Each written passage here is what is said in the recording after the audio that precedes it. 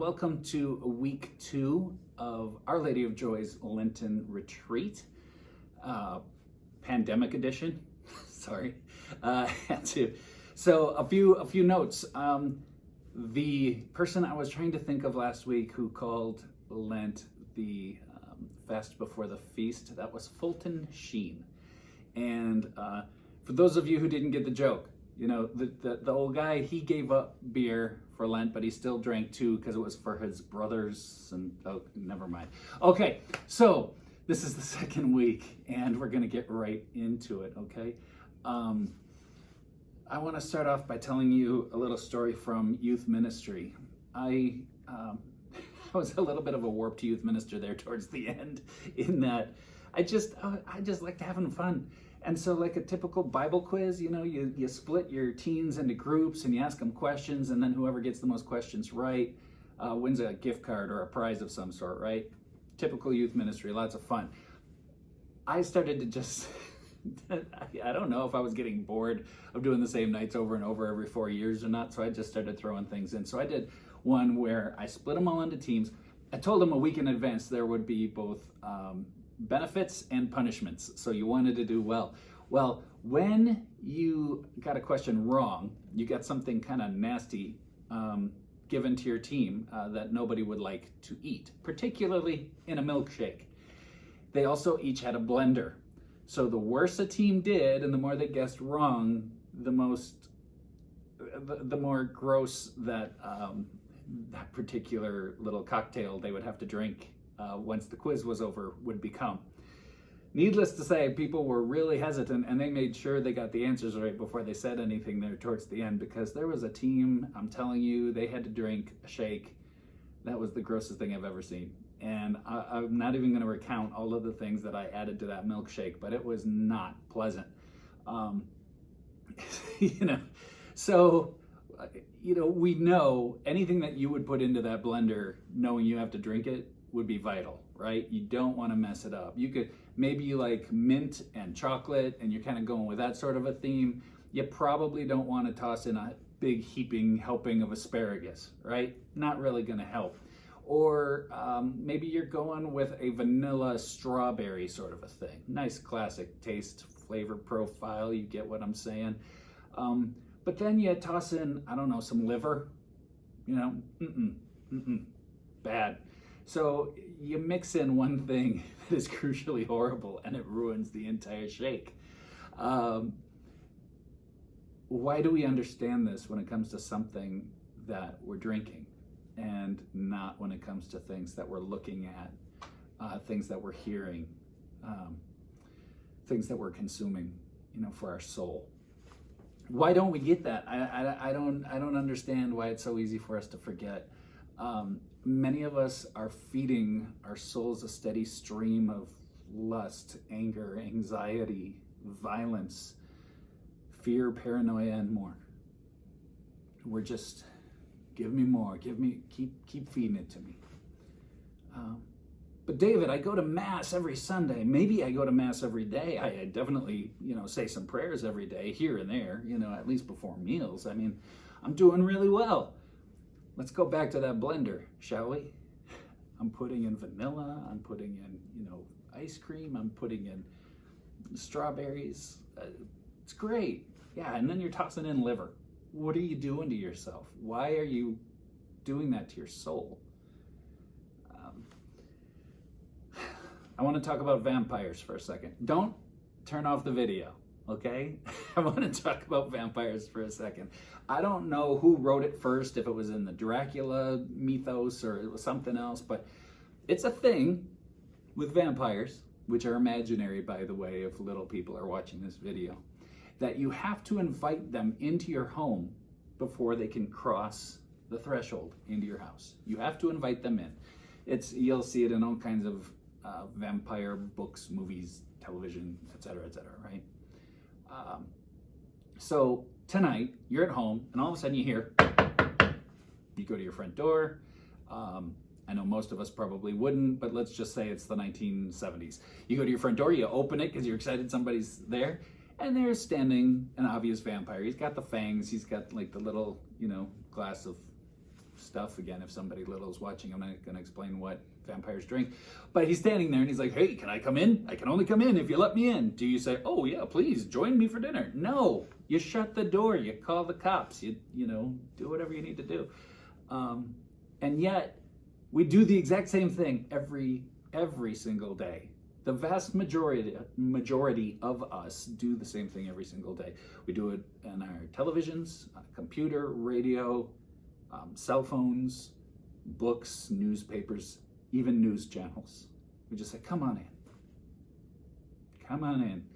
Paranoia, fear, anxiety, violence, lust, anger, all the rest of it. Come on into my house, come on into my soul. Infect my whole family while you're at it. Here's a great place to start this Lent. I'm going to call it the Sister Marjorie Diagnostics Check. You heard me right. The Sister Marjorie Diagnostics Check. If you don't know Sister Marjorie, first of all, what are you doing with your life? She's awesome. Second of all, you got to get to know her. But she is pretty much the most amazing woman I've ever met.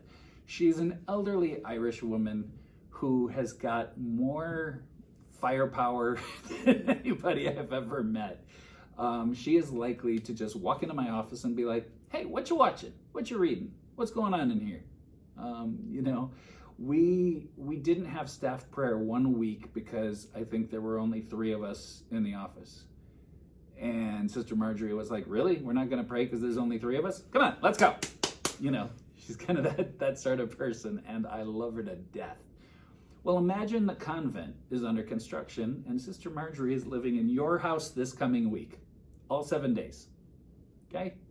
So you're sitting there, popcorn, you're turning on your Amazon Prime, your Netflix, your, you know, whatever you're turning on, watching whatever movie you're gonna watch, television show you're gonna watch, and guess what? Scoot over, here comes Sister Marjorie. She's gonna sit with you, hey, you got popcorn? She starts eating it. What are we watching tonight? Do you change what you're going to watch? You're in your computer, you know, just kind of going through, scrolling through, looking at different websites. Sister Marjorie comes up, she's like, hey, what you looking at? You're on your cell phone, she grabs it out of your hand, she's like, interesting. Do you change the things that you watch, read, listen to? You got your earbuds in. Sister Marjorie grabs one of them. What's on this podcast? Does it change?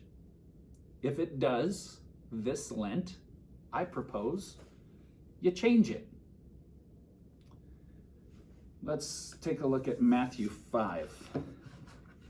Because the Bible's always a good place to go on these sorts of things, right? Matthew 5, 29 through 30. And I'm old, so I'm taking off my glasses to read. If your right eye causes you to sin, tear it out and throw it away. It is better for you to lose one of your members than to have your whole body thrown into Gehenna.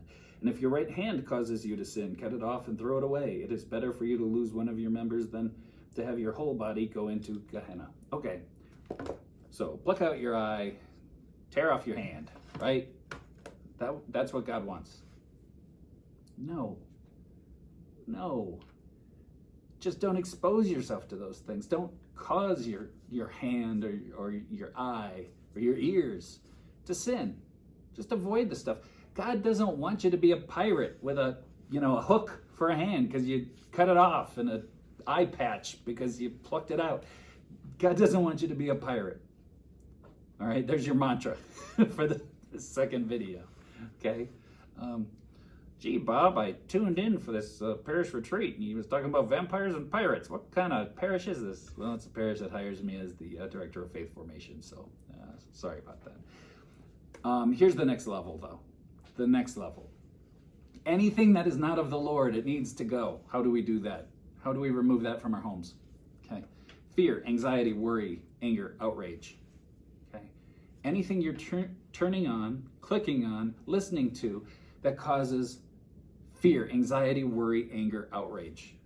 Get rid of it this week. And I know for a lot of you, that's the news. Okay, I'm going to make you a deal. If the end of the world starts to happen, like quickly, this week, I will come over, I'll knock on your door, and I'll let you know. I'll just say, by the way, you now turn on your news. I changed my mind.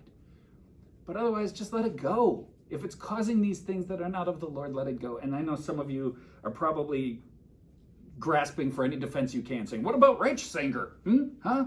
We should have that. Yeah, but if you don't have any power to do anything about it this week, is it really righteous anger? Is it just you needing to know things and needing to be outraged? Just let it go. And then next week, so this is just an experiment for 7 days, 7 of them. Let those things go. And let me know. You can email me if you want, dlins@oloj.org. How did it impact your heart, your soul, your family, and your life to let those things go for 1 week? Okay? Let me know. But what will I do with all my time, David? What will I do? Well, let's, again, go back to the Bible. How crazy of me, right? Let's go to Philippians. I believe it is, let's see, where are we? Philippians 4:8 is where it starts. Finally, brothers, sisters, whatever is true, whatever is honorable, whatever is just, whatever is pure, whatever is lovely, whatever is gracious, if there is any excellence, and if there's anything worthy of praise, think about these things. Let me repeat it one more time. Whatever is true, whatever is honorable, whatever is just, pure, lovely, gracious. If there's any excellence and if there's anything worthy of praise, think about these things. You don't find much of that on your evening news. You don't find much of that on Netflix or on Amazon Prime or those websites you go to or any place else. So I'm saying let it go this week and let me know if you don't see a difference, because I bet you will. I'm not saying you can't watch a family movie night thing. That's fine. Just be a little bit more picky about what's in it than usual. Be more picky this week about what you open your door for, both to your house and your heart. I look forward to seeing you next Wednesday for week number 3. We're going to keep diving into some pretty powerful stuff to make this Lent a Lent you'll never forget, as we continue to prepare for the feast at the end of the fast. I'll see you then.